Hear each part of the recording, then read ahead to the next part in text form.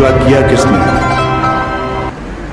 आप अच्छी तरह जानते हैं उनको, उनकी शक्लें भी पहचानते हैं। आप आजकल रोज़ टेलीविज़न पे आते हैं और भरपूर किस्म की गालियाँ निकालते हैं। शेडिंग का जो आज़ाद कहते हैं जनाब, हम एहतजाज करेंगे जो लोड शेडिंग हो रही है, एहतजाज वो करेंगे जो इसके मूजब हैं।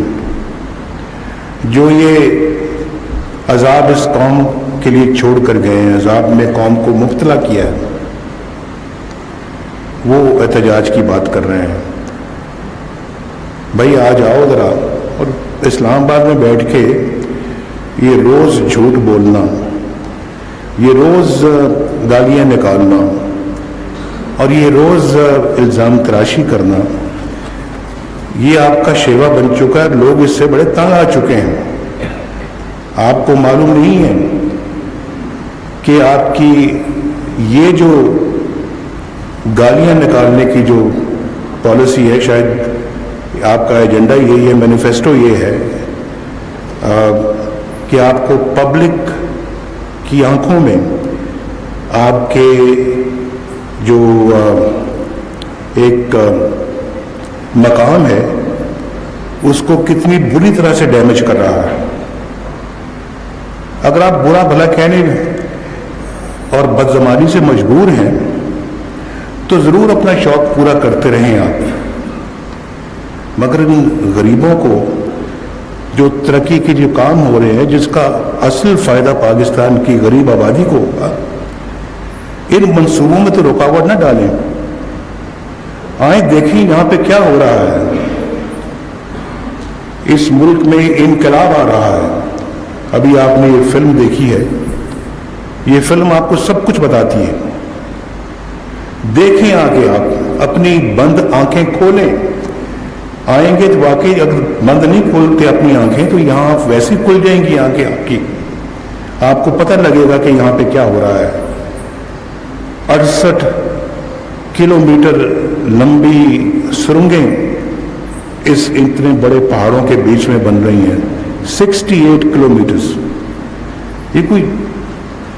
ये कोई आसान काम नहीं है। ये पाकिस्तान में ये रोज़मर्रा इस तरह के काम नहीं होते। अल्लाह का बड़ा शुक्र है कि हम बहुत संजीदगी के साथ इन तमाम मंसूबों पे काम कर रहे हैं। लेकिन ये जो 68 किलोमीटर की इतने ऊंचे ऊंचे पहाड़ों के नीचे टनल्स बनाना, ये कोई मैं समझता हूँ कि एक अजूबा है। एक तरफ नीलम रिवर है और दूसरी तरफ झेलम रिवर है,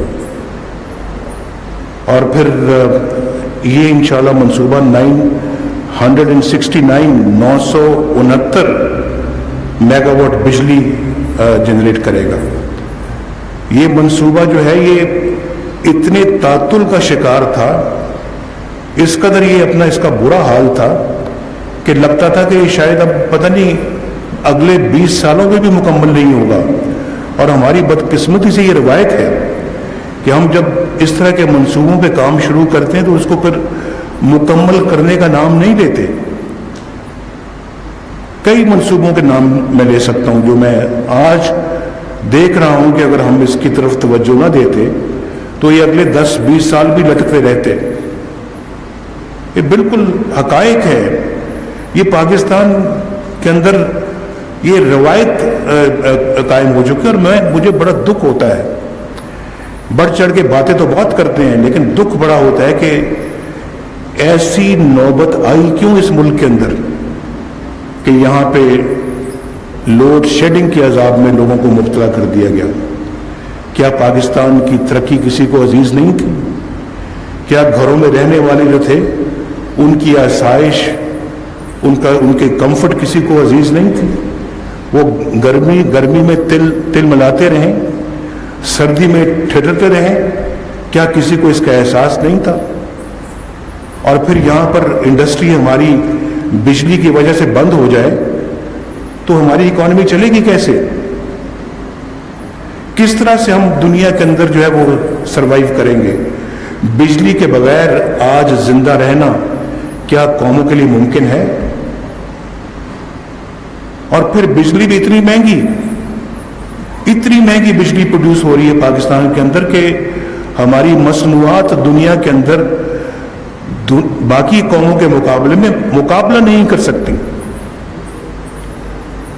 اور اتنا بڑا کرائسس پاکستان کے لیے جب ہم آئے تو ہم کبھی دیکھ رہے تھے کہ ہم اپنے ہمسائے ملکوں سے یا جو ہمارے سینٹرل ایشین جو ریپبلکس ہیں وہاں سے ہم بجلی حاصل کریں, اور کوئی دور دور تک کوئی ایسی نظر نہیں آتا تھا راستہ کہ ہم اس سارے معاملے کو جو ہے وہ جلد سے جلد کس طرح سے حل کریں.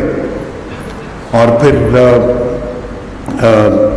حکومت میں آنے سے پہلے ہم یہ وعدہ کر چکے تھے اپنی قوم سے کہ انشاءاللہ ہم کوشش کریں گے, پوری محنت کریں گے کہ ہم اگلے 5 سالوں میں ہم بجلی کی لوڈ شیڈنگ کو ختم کریں اور بجلی جو ہے وہ پاکستان کے اندر اس کو ہم لوگوں تک پہنچائیں اور اس کی قلت جو ہے وہ ہم ختم کریں.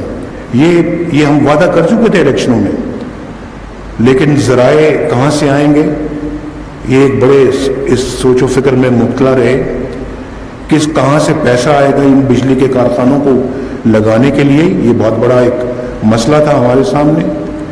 پاکستان کے پاس اتنا زر مبادلہ نہیں تھا, اور پاکستان کے بارے میں 2012 میں یہ باتیں ہو رہی تھیں کہ خدا نہ خواستہ اللہ نہ کرے کہ یہ ملک ڈیفالٹ کرے گا. یہ ہر زبان پہ یہ بات آ رہی تھی اور لوگ بڑے پریشان تھے. آپ ذرا 2012 کے وہ ساری فلمیں جو ٹی وی پہ چلتی رہی ہیں, جو مختلف چینلز پہ آتی رہی ہیں, اکانومی کے حوالے سے, بجلی کے حوالے سے, کرپشن کے حوالے سے, دہشت گردی کے حوالے سے, وہ ذرا نکال کے دیکھیں آج کہ آپ کو پتہ لگے کہ 2012 میں یہ ملک کہاں تھا اور آج الحمدللہ یہ ملک کہاں ہے. یہ پاکستانی قوم کو دیکھنا چاہیے فرق. اور پھر وہ جو آج پھر بولتے ہیں, الفاظ نکالتے اپنے منہ سے, میرا خیال ہے کہ یہ پاکستانی قوم ہی اس کا ان سے حساب لے سکتی ہے کہ آپ تو یہ کچھ آپ اس ملک کے لیے کر گئے ہیں, اس عذاب میں ملک کو مبتلا کر گئے ہیں, اور آج آپ باتیں بناتے ہیں. کس منہ سے آپ باتیں بناتے ہیں؟ دہشت گردی عروج پہ تھی یا نہیں تھی؟ آپ سب جانتے ہیں کہ دہشت گردی کا کیا عالم تھا. اللہ تعالیٰ کے فضل و کرم سے آج دہشت گردوں کی کمر ٹوٹ رہی ہے. کیا ملک کے اندر ہماری اکانومی کا کتنا برا حال تھا. آپ کی جو گروتھ ریٹ جو ہے وہ شاید 3% کے قریب چلی گئی تھی, جو کہ آج اللہ کے فضل و کرم سے پھر 5.5 اور 6% تک پہنچ رہی ہے ماشاءاللہ, اور عنقریب انشاءاللہ اگلے سالوں میں یہ 7 سے بھی اوپر چلی جائے گی.